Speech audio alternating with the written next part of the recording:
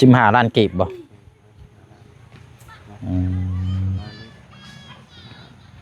สิหาไปนะมันก็แล้วแต่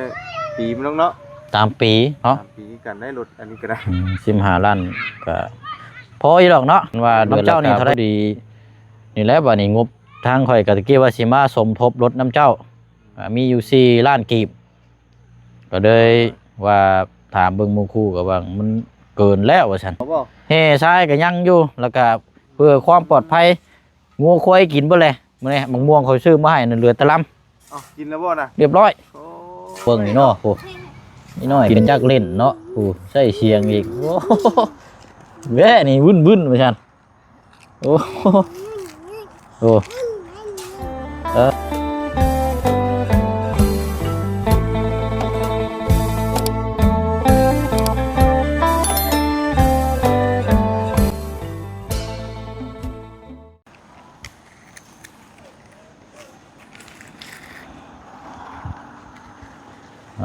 บาทนี้ได้อย่างเด้เล่นบาทนี้เนาะลงมาแต่รถเข็นแล้วโอ้สงสัยแมคโครเบิ่งนี่เนาะโอ้นี่น้อยกระจักเล่นเนาะโอ้ใส่เสียงอีกโอ้แว่นี่วุ่นว่าซั่นโอ้โอ้เอามื้อนี้ก็ทางลูกก็เล่นหันไปทางนั้นแม่ก็เฮ็ดเวียกเพราะว่าทางอาจวงนี่ติดตามเรื่องทางรถจักรเนาะรถจักรนี่จักเป็นได้แล้วนี่พี่น้องจักได้หรือว่ายังบ่ได้เอาไปซ่อมมือ2 มือได้เนาะโอ้ยเอาเบิ่งลูกเด้อมาพี่เด้อเนาะเอากะครับขอมาค่อยคำลงแรงมื้อนี้พี่น้องเนาะกะมีเรื่องราวมาพูดมาคุยแล้วก็พร้อมจะมอบแล้วก็พร้อมดำเนินการนํกันเนาะพี่น้องเนาะแต่ว่าทางอาเจืองนี่บ่อยู่เนาะพี่น้องเนาะเอาเดี๋ยวเราพูดคุยแล้วก็แจ้งพี่แจ้งน้องน้ำกันเพราะห้ามหู้ก่อนเนาะพี่น้องเนาะกราบตักทายสบายดีและสวัสดีพ่อแม่พี่น้อง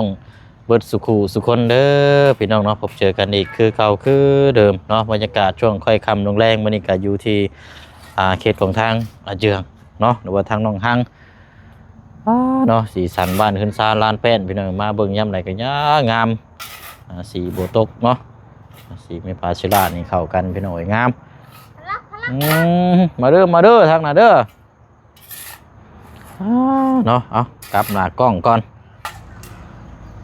ขี้ดินมาแต่ใช้ไหนคือมาลายแท้ไหนกวดคือได้กองใหญ่แท้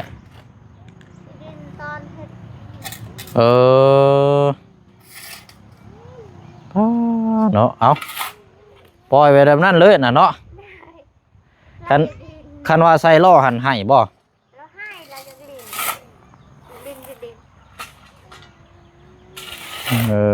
ดินขี้ในขี้ดินแล้วก็ยูล่อฮะเนาะบึนอยู่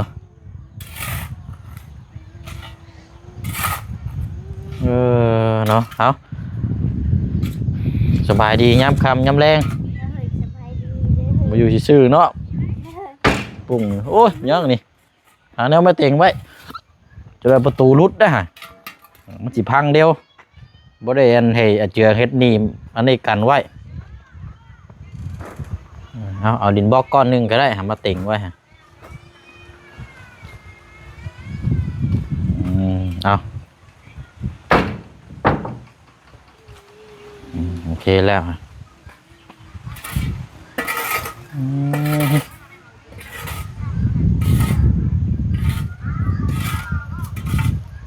ไปเอารถจักรยังมาทันมาอยู่เนาะทางนั้นเนาะ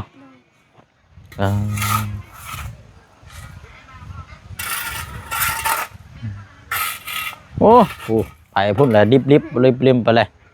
พลักย่อมันแม่น้องสาวบูยูแล้วปล่อยไปเลยบาทนี่เนาะแล้วเสียบาทนี่โอ้พ่อกับบูยูช่ำ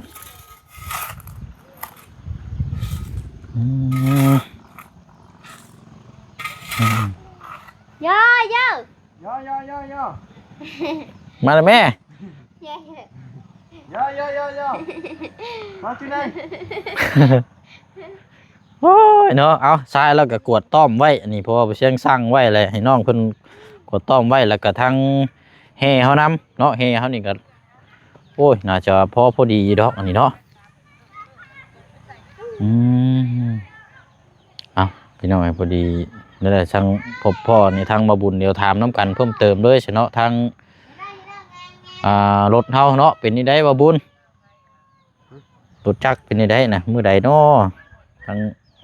หมู่เจืองเฮานี่ สบายดีเด้อพี่น้องมันกำลังฟังอันนี้อยู่ เฮ้อก ดงอดก่อน ปิดก่อนซะเนาะ มันเลื่อนมามันขึ้นอันนี้พอดีนะก็ได้ยินเว้าอีกจ้ะ อืม เกี่ยวกับตุกติ๊กอีกเลย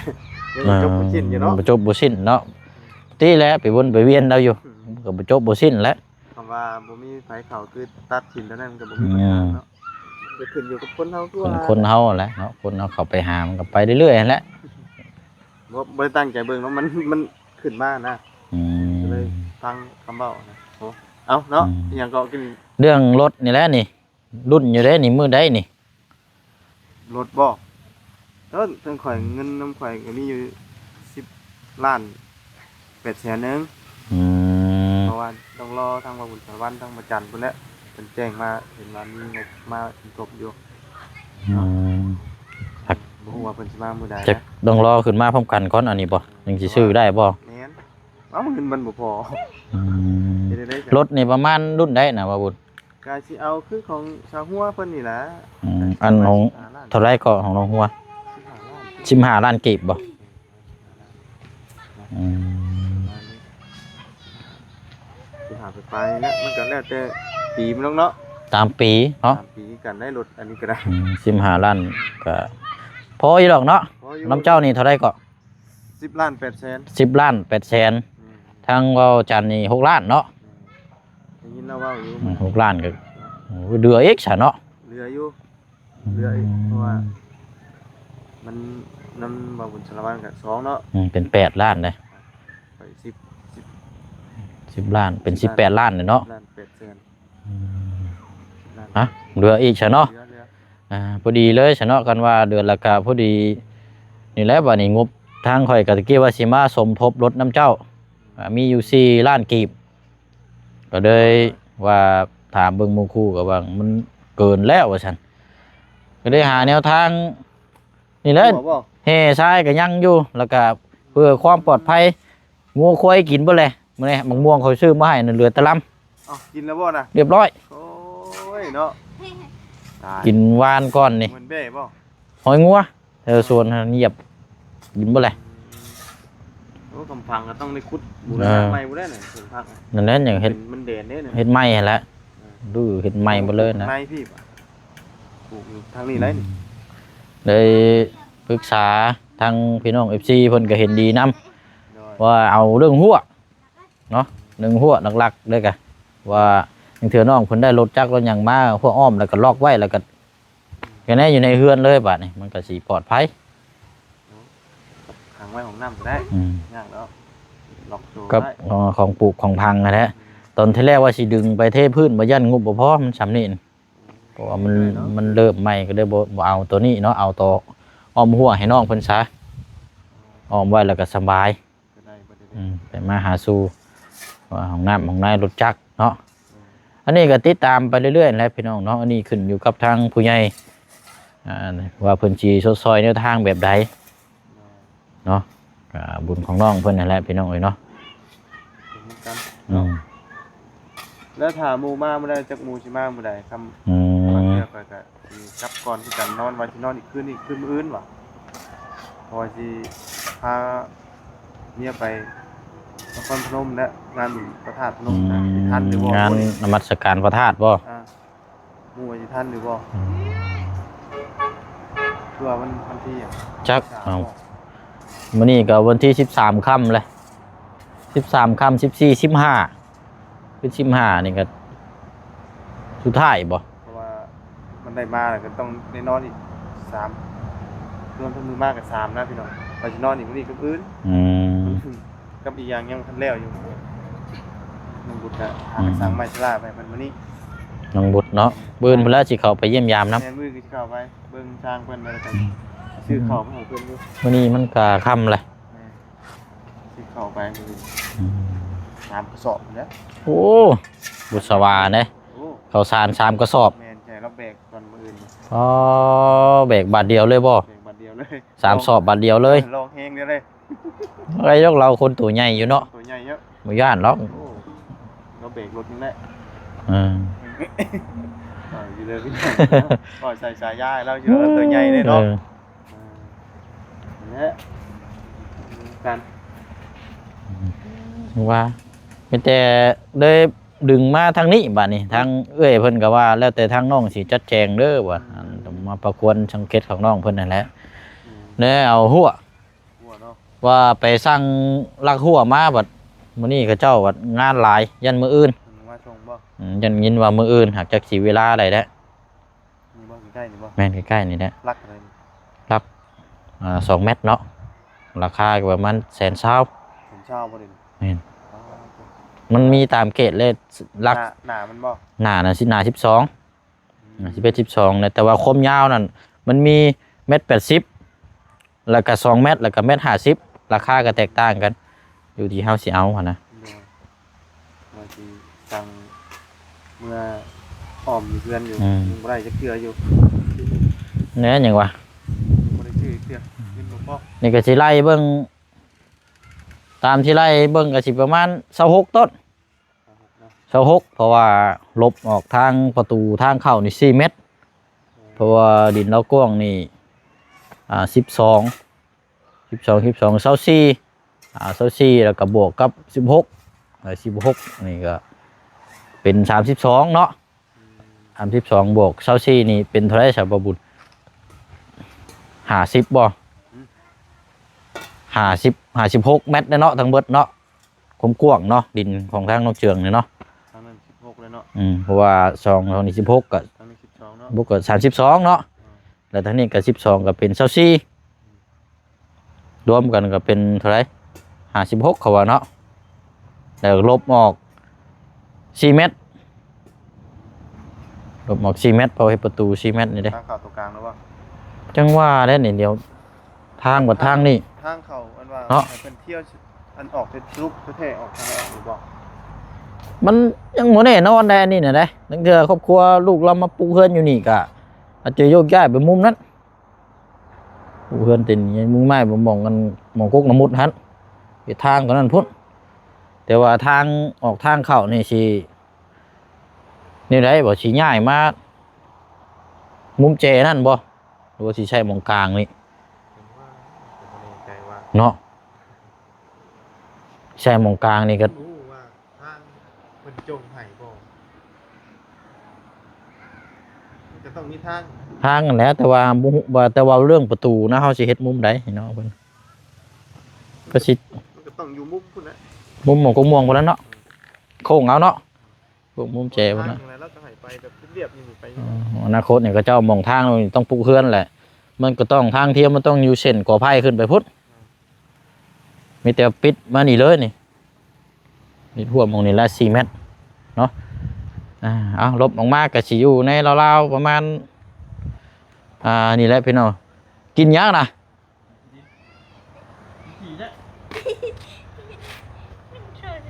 ฮะ ตัวนี้หน่อยนะ โมเอนกินช็อกโกแลตบ่ฮะ แวนพี่โป้ ฮะน้องหางแล้วกินยากนะ พี่โป้ได้ โอ้ย พี่โป้ต้องกินดินนะ ตายคักบาทเนี่ย พี่โป้ต้องกินดินนะ เนาะรักแล้วก็นี่แหละขลออยู่นี่แหละพี่น้องดึงพวกนี้เป็นนี่ไปชนะเดี๋ยวพ่วงไปเบิ่งทั้งพุ่นก่อนแป๊บเดียวแต่ละมือนี่คำไว้พี่น้อยอยากจะได้ให้น้องเพิ่นนี่แหละพังรักหมายไว้เพราะว่าตัวนี้นี่เขาจะให้น้องเพิ่นเฮ็ดเองเลยได้พี่น้อยเขาสิบ่ได้จ้างเพราะว่างานแต่นี้มันเป็นงานง่ายๆนึงดอกดึงเสือกมานี่แล้วก็ขุดแล้วก็ระยะเนาะซื้อปูนมากกับผสมดึงเสือกนี่ก็ไล่แล้วพี่น้องย่างดอกเนาะต่างใส่พึกงาน เวียนงานเรียบง่ายอีดอก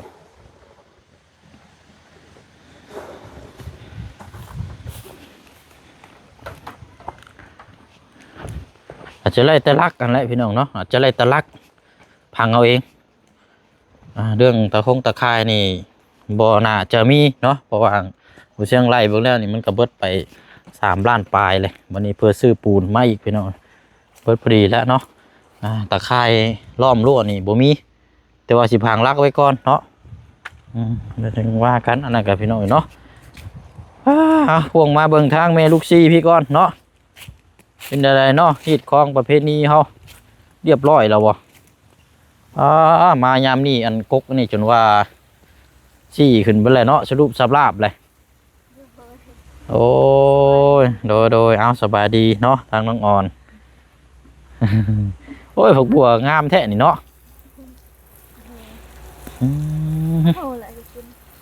บ่น้องถามซื่อๆหรอกพอได้กินอยู่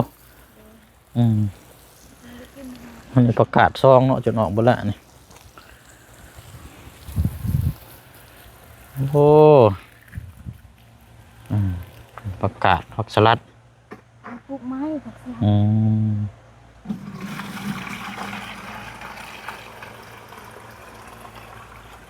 มีแต่ส่งแหงเขาไปส่งแห้งบ่โอ้ยังบ่แล้วอยู่อันนี้กันเนาะ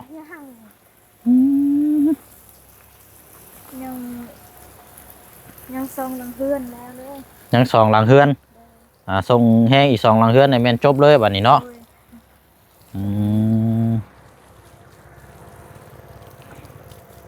วันซื้อนี่ก็เฮาบ่ได้ไปหดมือครับมื้อนี้ผัดแจ้งๆนะใครแน่มื้อนี้เนาะน้ำเจ้าต่อมาแต่พุ่นบ่น้ำต่อน้ำประปาบ่เอาอันนี้ก็ดีอย่างหนึ่งเนาะทางน้องอ่อนนี่เวลาพบเจอทีมงานนี่ยกมือสบายดีก่อนเลยเนาะพี่น้องเนาะไม่ต้องรอบอกรอยังตรงจุดตัวนี้เลยพี่น้องโซลานี่เฮามีแต่ทักทายก่อนอันนี้ทางน้องเพื่อนนี่บ่ได้บอกเนาะโอ้พักเนี่ยไปขั้นส้มเนาะหอมได้นี่เอาไปขั้นส้มให้ลูกเต้ากินบ่งามตายหมดต้องหาขี้พุ่นขี้ยังมาใส่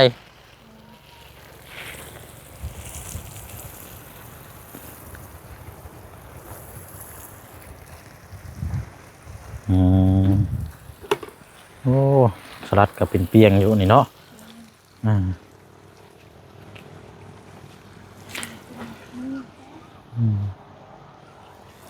โล่งไปแล้วบ้านนี้เนาะปลูกมันไปเลยแถวนี้กี่หงเหือมองไปทางไหนก็โล่งไปแล้วบ้านนี้แปลว่าอะไรเขาเจ้าฮึดมันไปเลย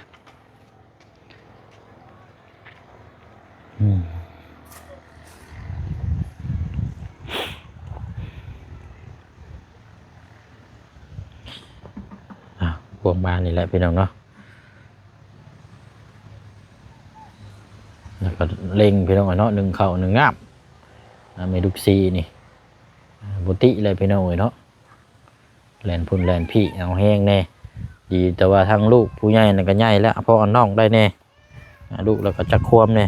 อันนี้คือลูกบ่จักควมแน่นี่โว้ยพอแห้งแล้วโอ้ตะไคร่นี่เนาะสูงเท่าไรนี่เนาะผมสูงนี่หัวอ้อมมันพอดีได้นี่พี่น้องหัวรอบนี่รักดีๆในจังน้อยปลูกไม้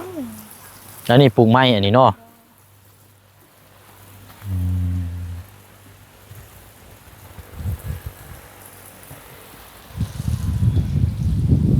ลูกเต้าเลยอยู่กับไผ่ฉันน่ะเนาะ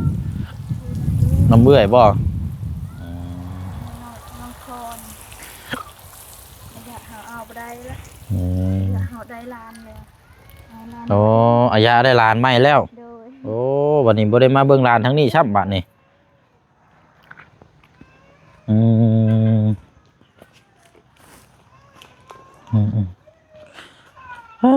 นะเอานั่นแหละพี่น้องยางวนเวียนมาเจาะเบิ่งเรียบร้อยเนาะฮดบัดนี่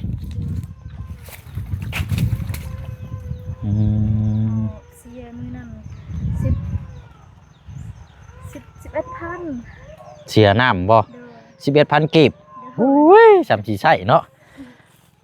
แล้วถึงอยู่เนาะน้ำประปาใช้เบิดเดือน 11,000กีบ ทางเพื่อนเฮาทางเพื่อนน้องเฮา20,000 รวมเบิดเนาะ โดย ถึงอยู่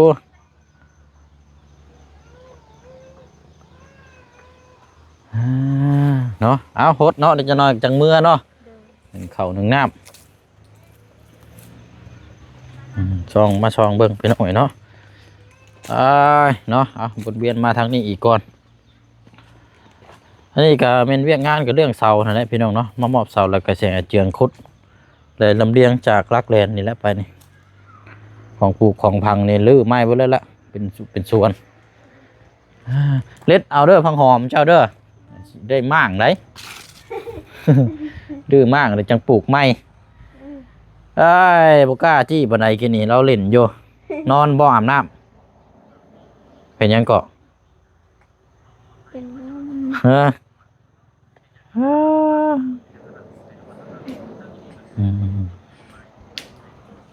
ป้าชาเนาะจังว่ากันเดี๋ยวจังอันนี้เข้ามาหาน้องเพิ่นใหม่เดี๋ยวรอทางอาเจืองมาก่อนเดี๋ยวสิปุ๊บมาคุยน้ำกันอีกเทื่อนึงพี่น้องป้าเฮาชาเนาะแยกย้ายบาดนี้ว่ากันเลยก็สิเข้าไปวัดก่อน วัดบ่ เอาไปเบิ่งวัดก่อนเพราะว่าสร้างแห่ทรายพี่น้องมันเป็นสร้างทรายอย่างเดียวเนาะทางเงินห้านเพิ่นโทรมาเลยกันนี่เข้าไปเบิ่งก่อนจักเล็กจักน้อยไปบ่ ไปบ่ เข้าไปวัดแล้ววัดผู้กวงนี่ ไปย่างเบิ่งกันแล้วจ้ะ เบิ่งน้ำกันนั่นแหละเนาะ สิลงทุนกับผลิตภัณฑ์ มันกระเทินแหละมันค่ำมืดแล้วไม่ได้เข้าวัดนี่แหละ โอ้ย เดี๋ยวไปต่อกันเนาะพี่น้องเนาะอีกช่องทางหนึงเด้อพี่น้องเด้อเนาะเดี๋ยวเข้าไปเบิ่งก่อนเนาะอันนี้ทางเจ้าภาพเจ้าศรัทธาร่วมสมทบสร้างศาลาการประเรียนเนาะเทพื้นพี่น้องเนาะเดี๋ยวทางนี้เดี๋ยวจังว่าจังคุยน้ำกันเนาะรอทางอาเจียงมาก่อนเนาะพี่น้องเนาะเอาพูดคุยน้ำกันเรื่องรถเรื่องล่างกันรอทางทีมงานขึ้นมาครบกันเพื่อจังสีซื้อจังสีสร้างให้ทั้งน้องเพิ่นเนาะพี่น้องเนาะแต่ว่านี่บ่เชียงมาพูดมาคุยจะตกลงเฮ็ดหัวให้ทั้งน้องเพิ่นเนาะพี่น้องเนาะแต่ว่าหัวนี่งบนี่ไล่เบิ่งนี่สิได้แต่เสากับปูนเนาะเดือจังหันกับแม่นบ่มีพี่น้องเนาะเพราะว่าหัวนี่มันก็3 ล้าน1 แสนน้อยๆแล้วก็ปูนอีกเนาะปูนก็มัน2เต็มที่ก็2 3 4ซอบเพื่อเฮารอบเบิดนี่พี่น้องเอ้ยเนาะเบิดพอดีแล้วจังว่าจังคุยน้ำกันเนาะอันนี้ก็เฮาเฮ็ดไปเวียกงานตามจุดประสงค์ของทางผู้ใหญ่เพิ่นซอยมาเพิ่นว่าสิซอยสมทบอย่างอื่นแต่ว่าวันนี้เฮางบมันเต็มแล้วเฮาก็แบกแนวมาซอยทางน้องเพิ่นแนวทางที่เพื่อความปลอดภัยเนาะอันนี้ก็ทางพี่น้อง FC ก็เห็นดีนำเนาะขอบขอบใจขอบคุญขอบคุณพี่น้อง FC เฮาหลายๆเลยพี่น้องเด้อเนาะช่วงนี้ก็ลาลอยพี่น้องเนาะโอ้ยพี่น้องเอ้ยช่วงนี้ก็ลาลอยเนาะงานการสร้างธุรกิจเฮาก็เนาะอย่างไรก็ขอให้เฮงๆปังๆเลยพี่น้องเด้อเนาะเบิดสุขุสุคนเนาะเวียกงานการสร้างธุรกิจต่างๆเนาะขอให้ประสบความสำเร็จในหน้าที่การงานเนาะบ๊ายบายพี่น้องเด้อเนาะเดี๋ยวมาติดตามเบิ่งนำกันอีกเนาะสบายดี